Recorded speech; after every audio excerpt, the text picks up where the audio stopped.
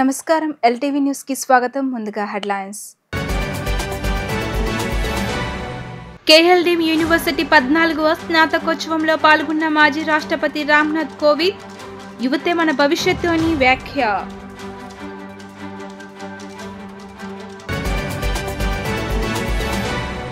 విపత్తు నిర్వహణ కలెక్టర్లు, సీఎంఓ, రియల్ టైం గవర్నెన్స్ అధికారులతో సీఎం చంద్రబాబు సమీక్ష.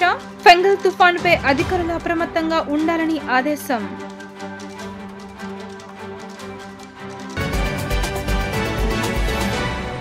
స్మగ్లింగ్ కు అడ్డాగా కాకినాడ పోర్టు మారిందన్న డిప్యూటీ సీఎం పవన్ కళ్యాణ్. అధికారుల నిర్లక్ష్యంతో దేశ భద్రతకు తీవ్ర ముప్పు అని ఆగ్రహం.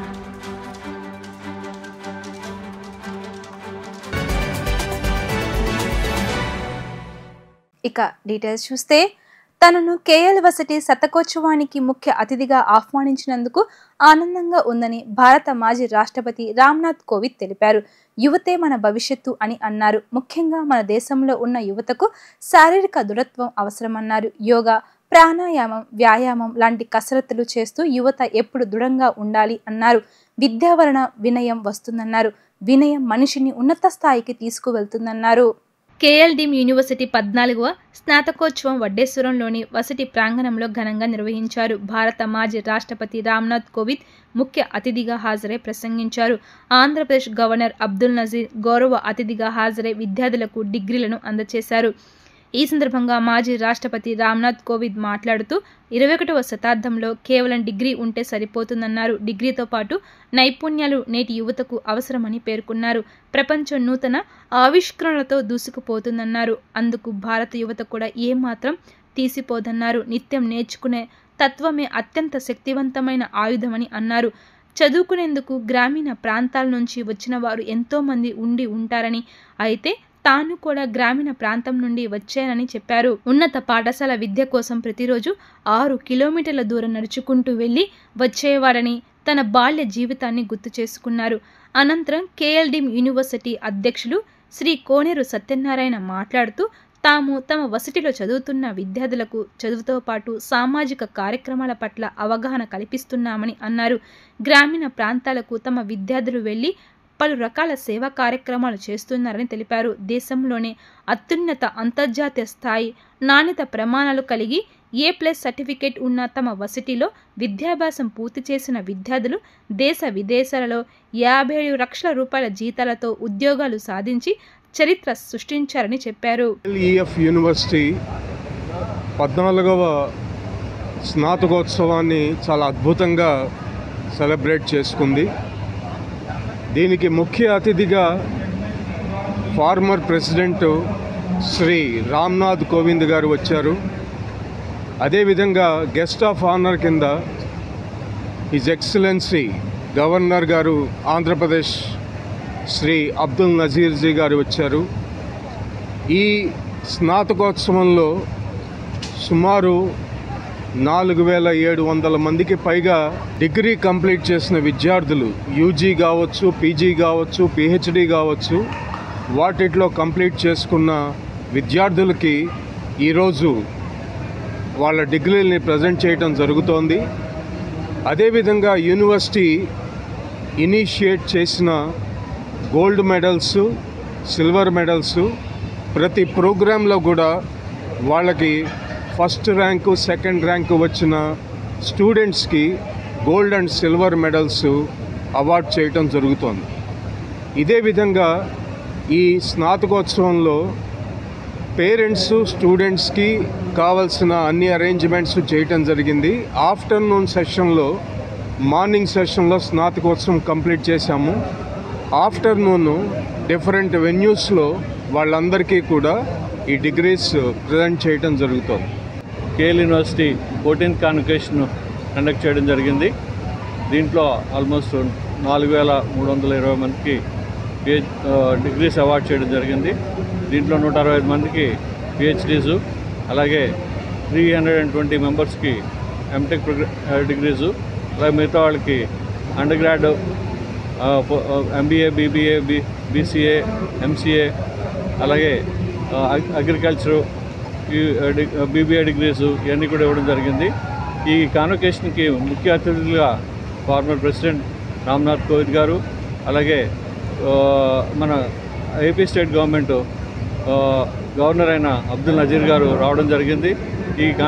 ఈ కాన్వకేషన్ని సక్సెస్ఫుల్గా జరుపుతూ అందరికీ కూడా డిగ్రీస్ అవార్డ్ చేయడం జరిగింది. సో వీళ్ళందరూ కూడా మా యూనివర్సిటీ కాన్సెప్ట్ ఏంటంటే 100% ప్లేస్మెంట్ అనే కాన్సెప్ట్ తోటి ముందుకు రావడం, ఎలిజిబుల్ అండ్ రిజిస్టర్డ్ స్టూడెంట్స్కి 100% ప్లేస్మెంట్ ఇవ్వడం అనేది మా కాన్సెప్ట్. వీళ్ళందరూ బెస్ట్ కెరియర్స్ తోటి వాళ్ళు ఉన్నారు.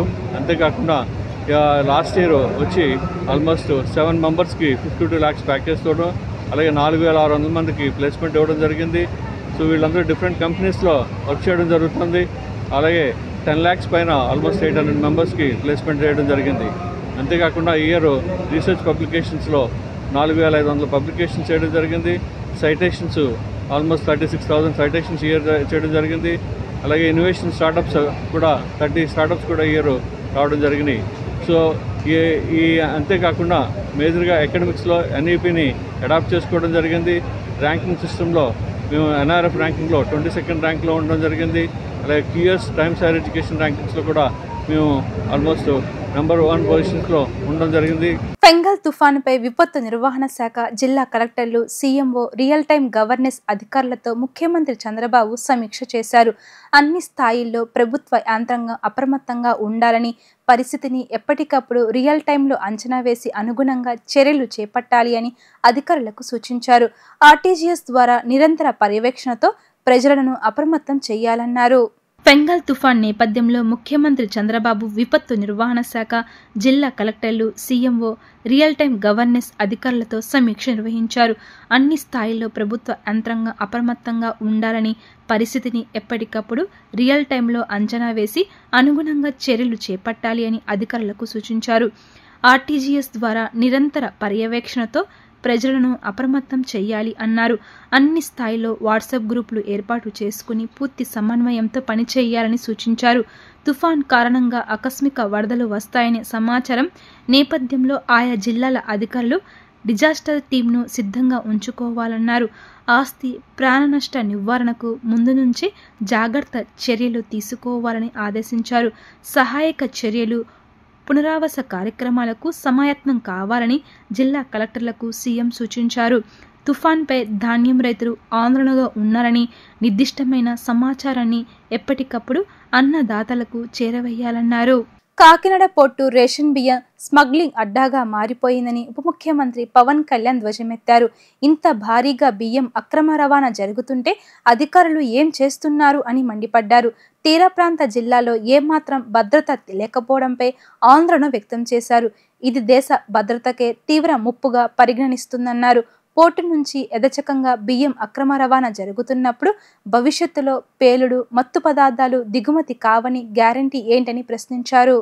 కాకినాడ పోర్టులో ఉప ముఖ్యమంత్రి పవన్ కళ్యాణ్ పర్యటించారు. కాకినాడ యాంకరేజ్ పోర్టులోని ఓ బార్జీలో ఎగుమతి సిద్ధంగా ఉన్న రేషన్ బియ్యాన్ని తనిఖీ చేశారు.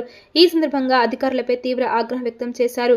ఇంత యథేచ్ఛకంగా రేషన్ బియ్యం విదేశాలకు ఎగుమతి అవుతుంటే ఏం చేస్తున్నారు అని, మాఫియాకు కొమ్ము కాస్తున్నారా అని మండిపడ్డారు. అనంతరం డీప్ వాటర్ పోర్ట్ నుంచి సముద్రం లోపలకు అల్లకల్లోల వాతావరణంలోని 9 మైళ్ళ సాహసంతో కూడిన ప్రయాణం చేశారు. అక్కడ నౌక ద్వారా పశ్చిమ ఆఫ్రికా దేశాలకు ఎగుమతి చేయడానికి సిద్ధంగా ఉన్న బియ్యాన్ని తనిఖీ చేశారు. అనంతరం పవన్ కళ్యాణ్ మీడియాతో మాట్లాడుతూ, గత 5 ఏళ్లలో కాకినాడ పోర్టును స్మగ్లింగ్ హబ్గా మార్చారు అని, తాము వచ్చాక 51,000 టన్నుల రేషన్ బియ్యం పట్టుకున్నామన్నారు. కాకినాడ పోర్టుకు రోజుకు సుమారు 1000 లారీలు వస్తాయని, సెక్యూరిటీ 16 మందే ఉన్నారు అని తెలిపారు. కాకినాడ పోర్టు నుంచి జరిగే అక్రమాలు ఆపుతామని గతంలో హామీ ఇచ్చామని గుర్తు చేశారు.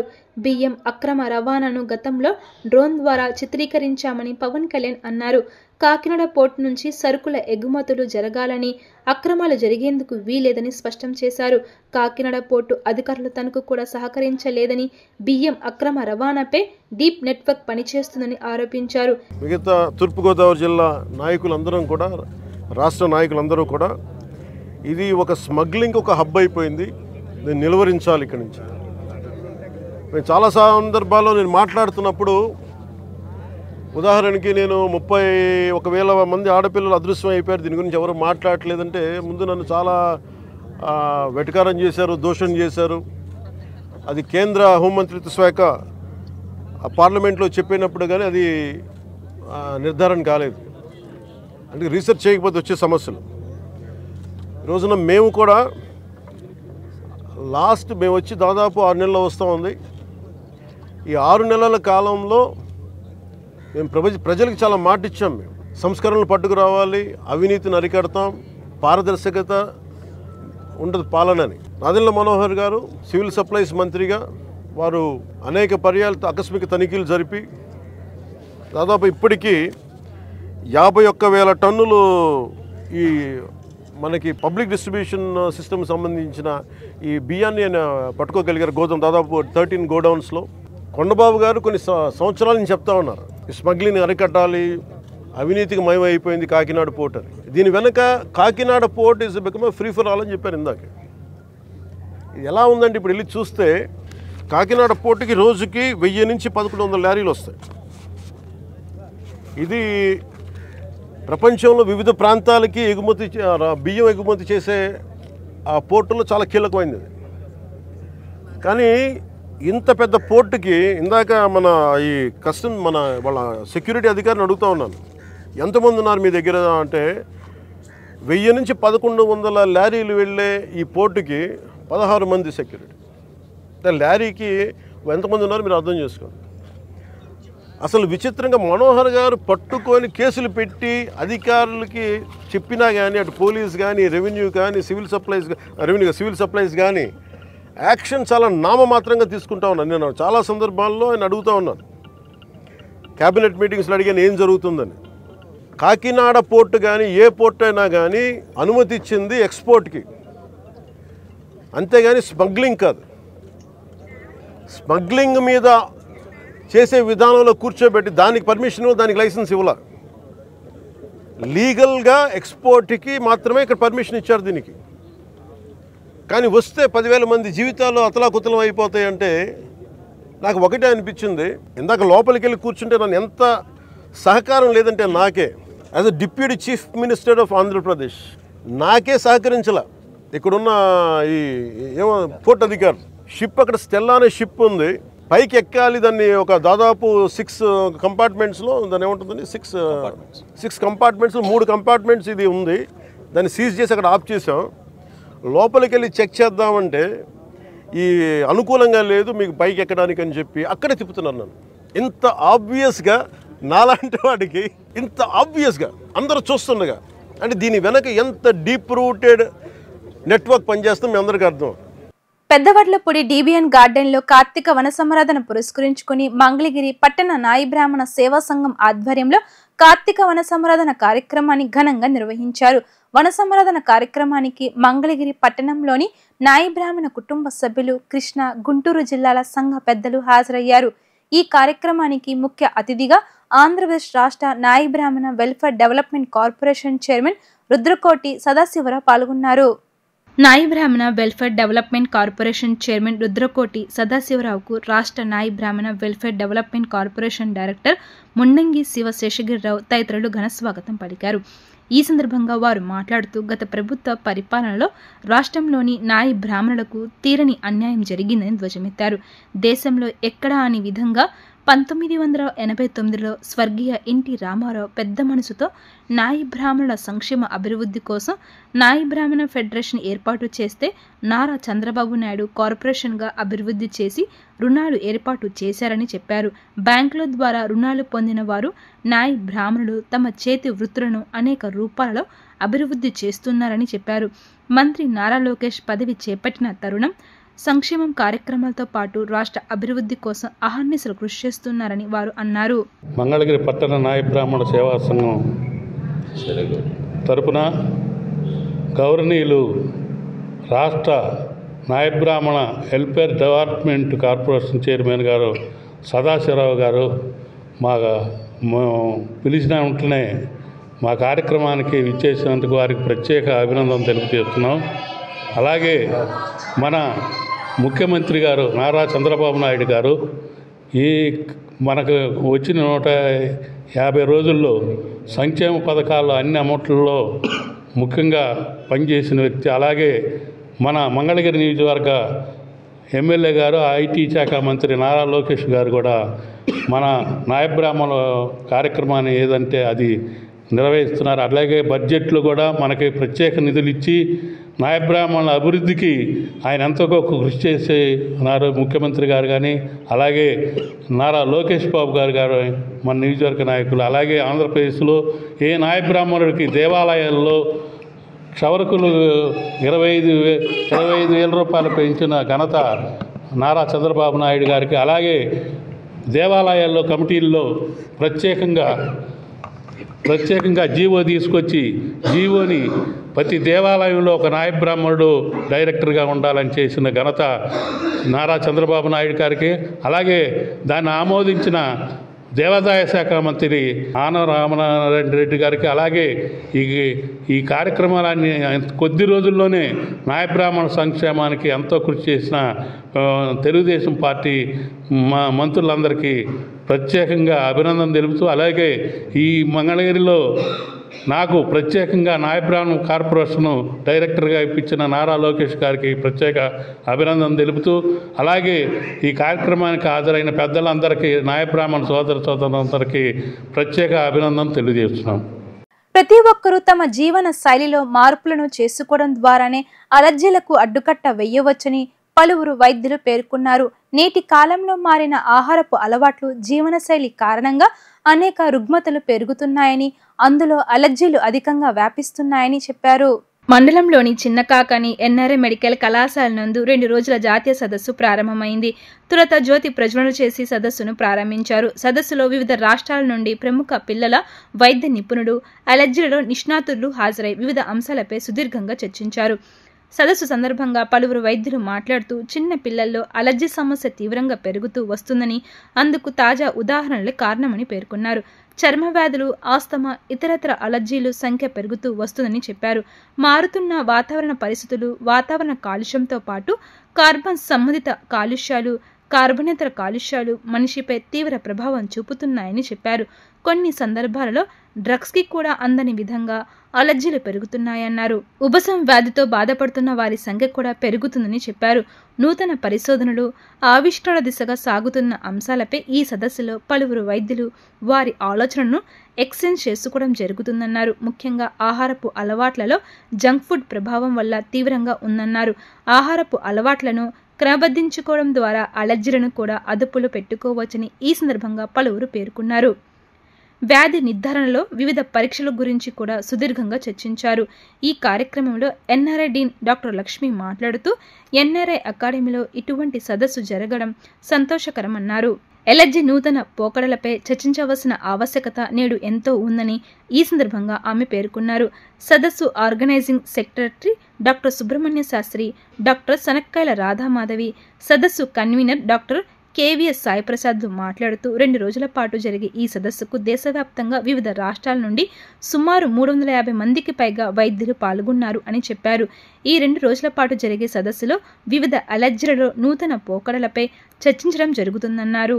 30 తారీఖు నవంబర్ 2024న national paediatric allergy conference 12th ఇక్కడ జరుగుతున్నది ఎన్ఆర్ఐ మెడికల్ కాలేజీలో.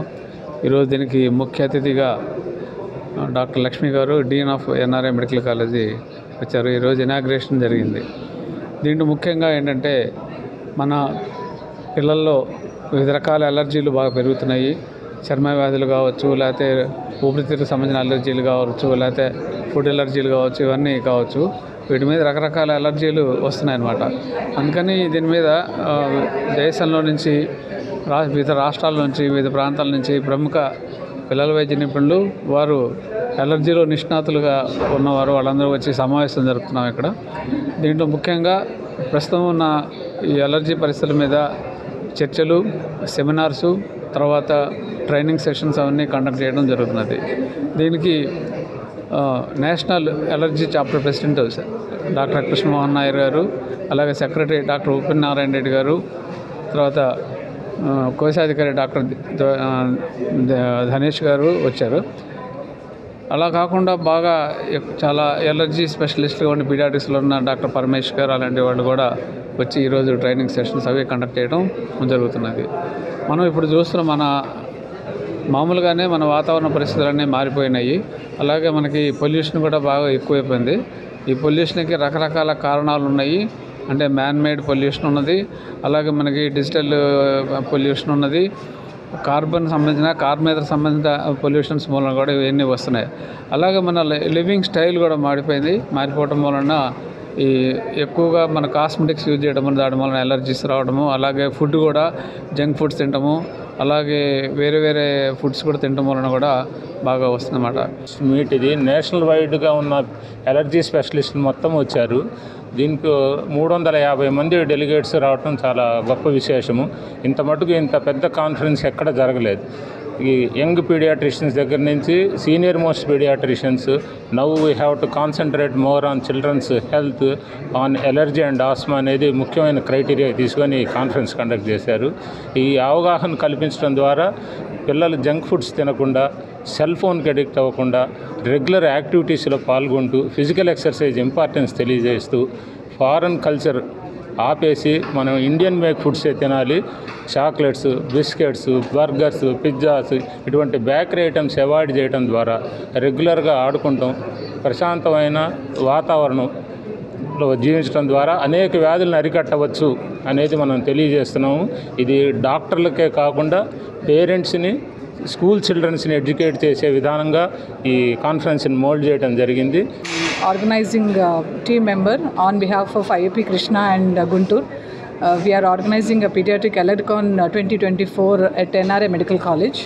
As Sai Prasad sir was explaining that this is a national conference and we are having delegates and speakers from throughout India. So we are very much privileged to have them here and then gaining knowledge from them and then upgrading ourselves.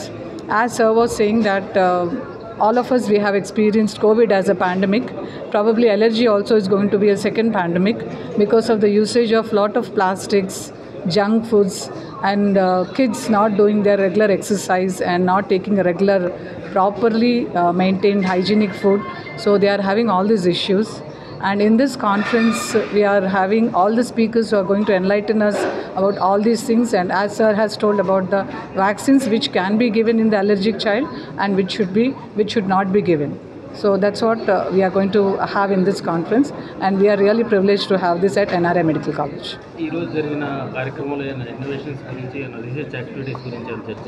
ఇవాళ morning 2 workshops అయినాయండి, in which one was about the skin prick test అంటే allergy test ఎట్లా చేయాలి, ఇంకొకటేమో lung function test అంటే ఆసిలోమెట్రీ ఒకటి, తర్వాత spirometry, దీని రెండింటి గురించి వర్క్షాప్స్ జరిగినాయి.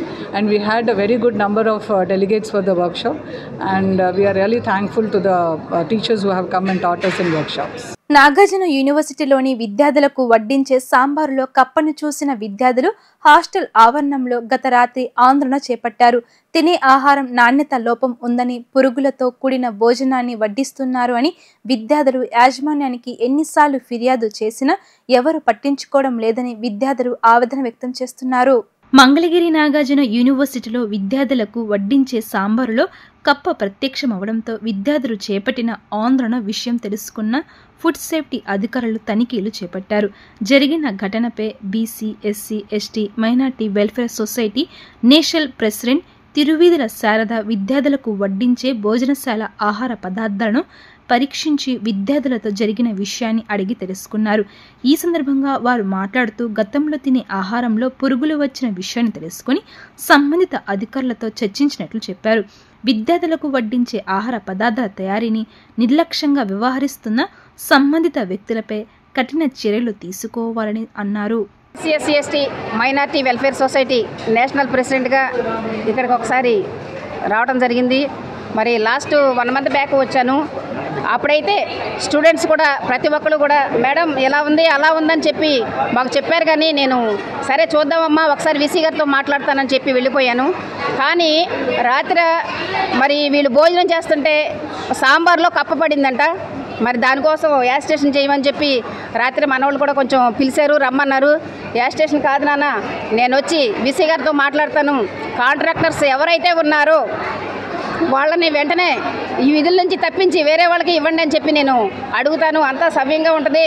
ఎందుకంటే కూడా ఇక్కడ నాగార్జున యూనివర్సిటీ అంటే మనకి రాజధానికి దగ్గరగా ఉన్న యూనివర్సిటీ, పేరున్న యూనివర్సిటీ కాబట్టి ఈ పిల్లలు కూడా చాలా బాగా ఎక్కడెక్కడి నుంచో వచ్చి చదువుకుంటున్నారు.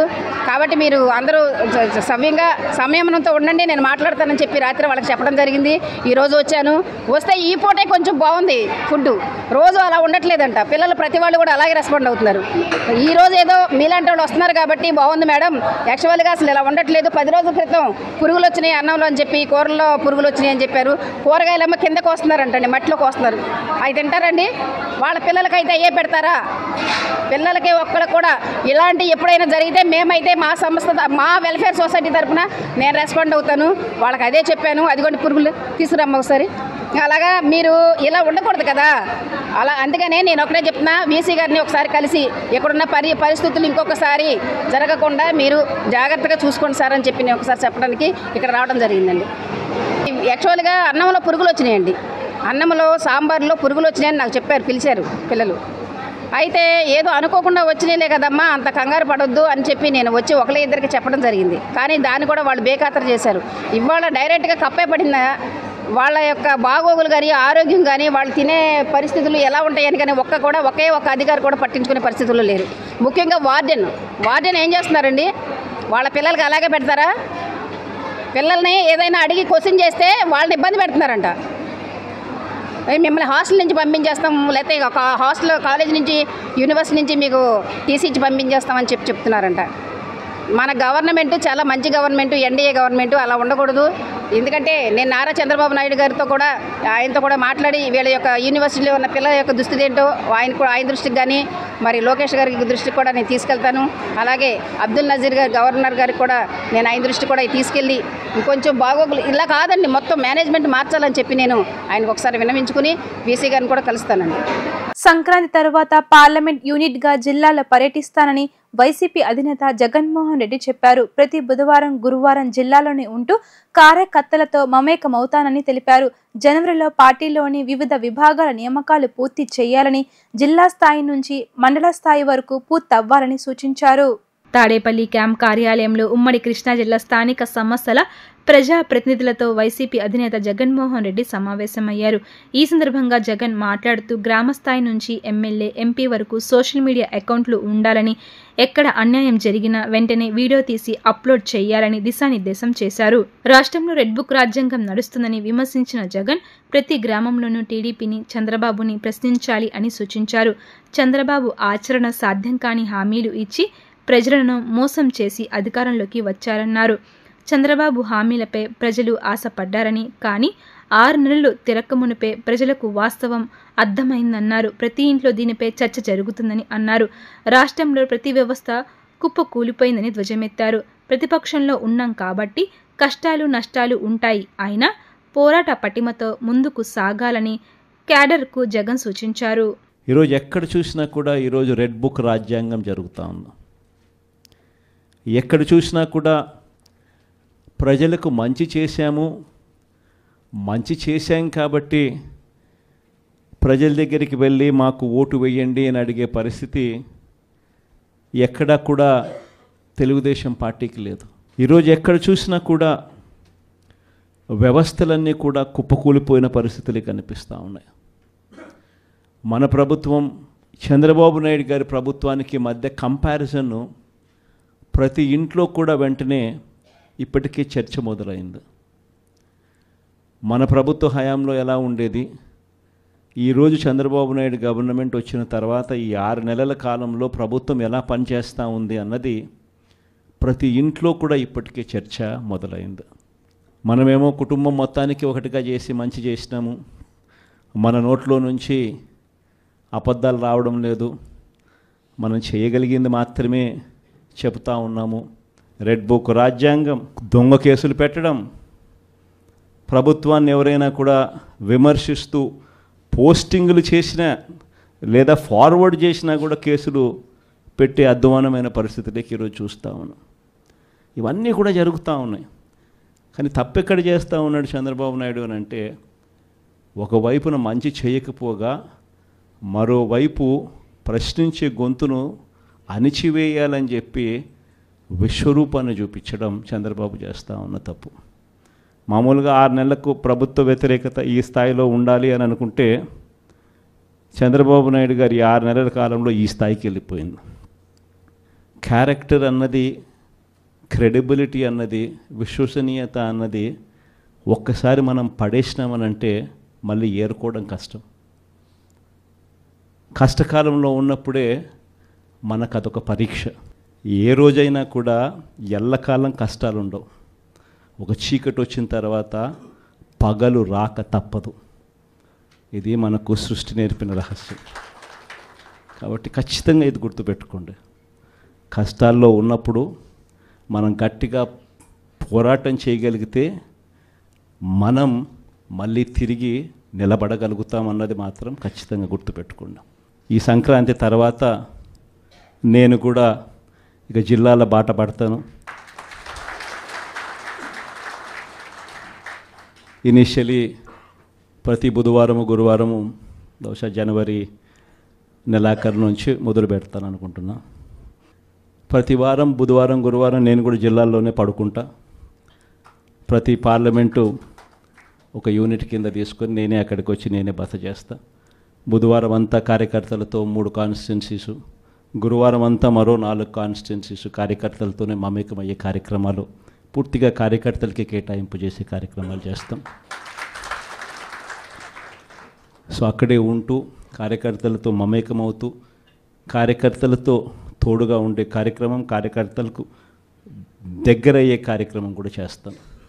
దాంట్లో భాగం కూడా ప్రోగ్రాంలో పేరు కూడా కార్యకర్తలతో జగనన్న పార్టీ బలోపేతానికి దిశానిర్దేశం అనే కార్యక్రమం పేరు కూడా పెట్టి ముందుకు తీసుకొని పోతాం. ప్రతి కార్యకర్త గ్రామ స్థాయి నుంచి ఎమ్మెల్యే ఎంపీ స్థాయి దాకా కూడా ప్రతి ఒక్కరికి ఒక ఫేస్బుక్ పేజ్ ఉండాలి, ఒక ఇన్స్టాగ్రామ్ పేజ్ ఉండాలి, ఒక వాట్సాప్ ఉండాలి, యూట్యూబ్లో కూడా పోస్టింగ్ చేసేవి ఉండాలి. ఎక్కడ ఏం జరిగినా కానీ టకాన్ తీయడం పెట్టడం, ఏం చేయాల్సిన పనుల జరుగుతూ ఉన్న అన్యాయాన్ని తీయడం పెట్టడం. ఏ లెవెల్ ఆఫ్ రెవల్యూషన్ జరుగుతుందనంటే ఒక సంవత్సరం, ఈ నుంచి ఒక సంవత్సరం పోయిన తర్వాత గ్రామంలో చంద్రబాబు నాయుడు గారిని, తెలుగుదేశం పార్టీని క్వశ్చన్ చేస్తూ ప్రతి ఇంట్లో నుంచి వాయిస్ రావాలి. అది మనం చేయాలి, మన కార్యకర్తలతో మనమంతా కలిసికట్టుగా చేయించాలి. బీజేపీ టీడీపీ సమస్య కాదని, స్థానికత సమస్య, బూడిద వివాదం బీజేపీ టీడీపీ సమస్య కాదని, స్థానికత సమస్య ఉందని ఎమ్మెల్యే ఆది నారాయణ రెడ్డి తెలిపారు.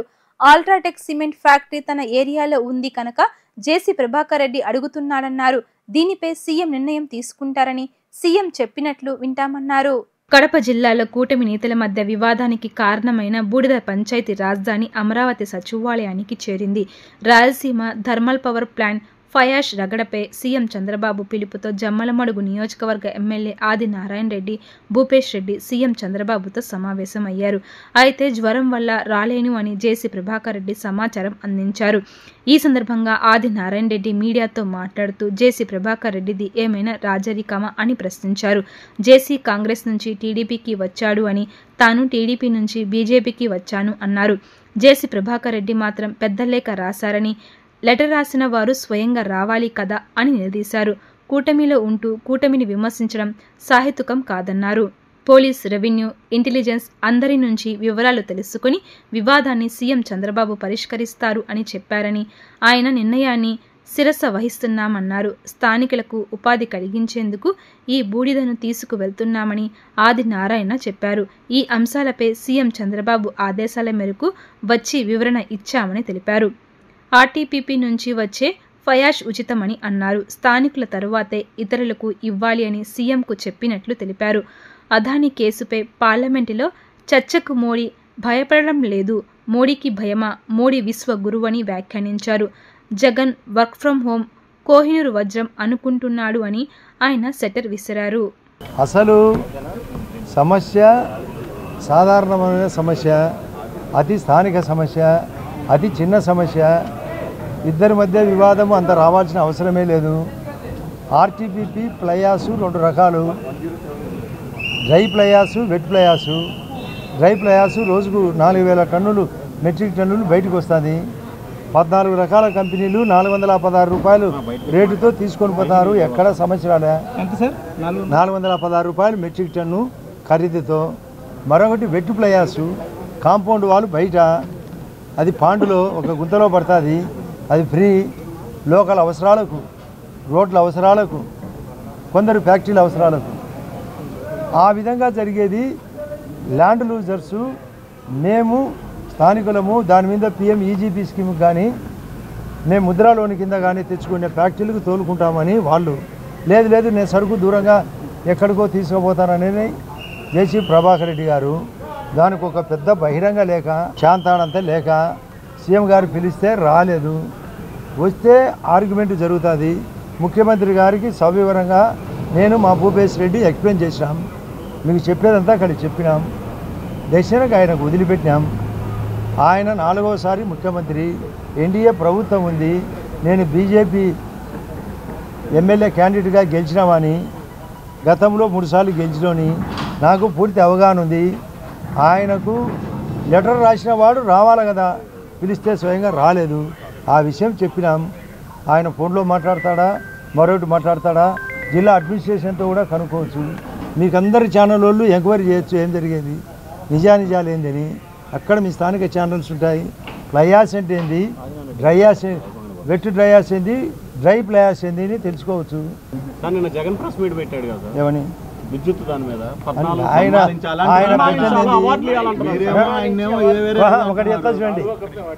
ఇది అది అసెంబ్లీ కదా, అసెంబ్లీ ఇది సెక్రటేరియట్ కదా. నేను నడిపినాడు కదా ఇదే కూర్చొని. ఈడ అమరావతి వద్దన్నాడు, ఇదే సెక్రటేరియట్లో కూర్చొని, ఇదే అసెంబ్లీలో కూర్చొని అవసరానికి వాడుకున్నాడు. ఆయన ఇష్టం వచ్చినట్టు మాట్లాడతాడు.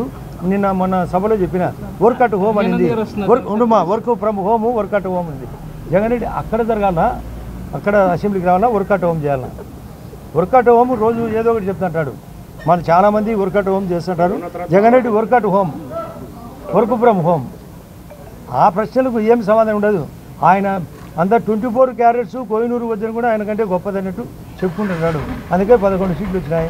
ఆ 11 లేకుండా వచ్చిన బాధ్యత మాకు ఎన్డీఏ కూటమికి ఉంది. అదే జరుగుతుంది కూడా. ఆయన పేరు లేదు అంటున్నాడు.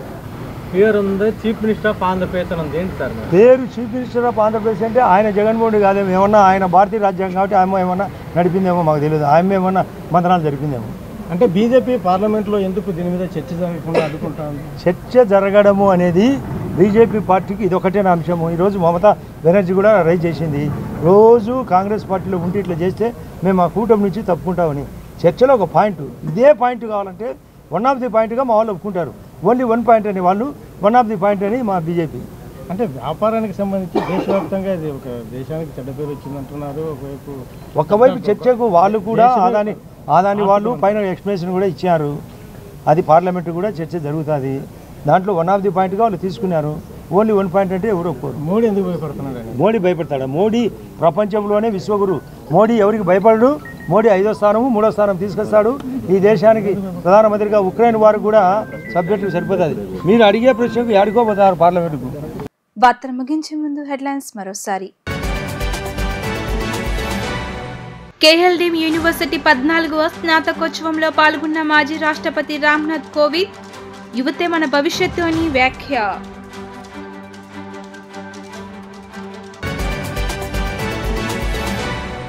విపత్తు నిర్వహణ కలెక్టర్లు, సీఎంఓ, రియల్ టైం గవర్నెన్స్ అధికారులతో సీఎం చంద్రబాబు సమీక్ష.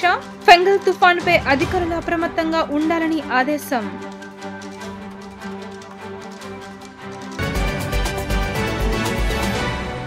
స్మగ్లింగ్ కు అడ్డాగా కాకినాడ పోర్టు మారిందన్న డిప్యూటీ సీఎం పవన్ కళ్యాణ్. అధికారుల నిర్లక్ష్యంతో దేశ భద్రతకు తీవ్ర ముప్పు అని ఆగ్రహం.